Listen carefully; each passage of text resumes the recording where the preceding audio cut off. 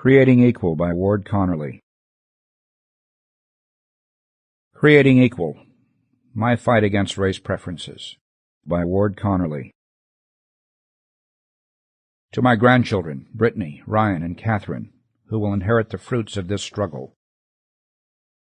Chapter 1. Waiting to be checked through the White House security area on the afternoon of December 19, 1997. I thought about distances.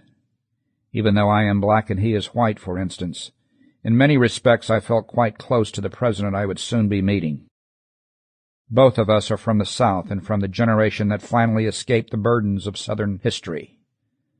Both of us are from painfully broken homes, and both were saved by powerful maternal figures who had, in their desperate struggles to keep us from slipping further down in class, somehow managed to set us each on a course of achievement. And yet, we were also very far apart, not because we were from different races, but because of our different views on race. And here the vast distance between us was filled with irony. Bill Clinton's views had led him to be praised by people such as novelist Toni Morrison as our first black president, while mine had led people of Morrison's political outlook to attack me as a white man with black skin.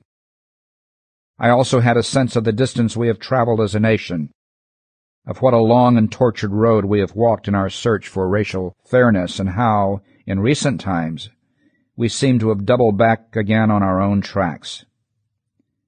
A generation ago, when Martin Luther King Jr. stood in roughly the same spot I was standing in, waiting to be ushered into the Oval Office, he brought with him a simple and eloquent plea for equal treatment under the law for all Americans, black and white.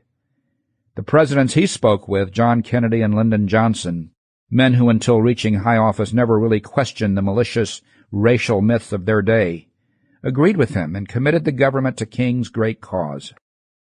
But now, after almost 40 years of national introspection and determined civic and political action had made America a different country from what it had been, the situation was reversed.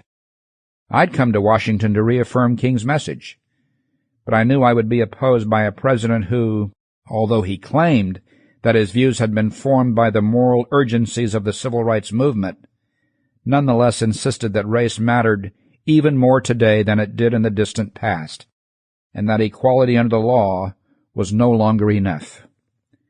I knew that I was here on this Friday afternoon, moreover, not because members of the Clinton administration had any particular enthusiasm for me or my ideas, but because I was potential political damage to be...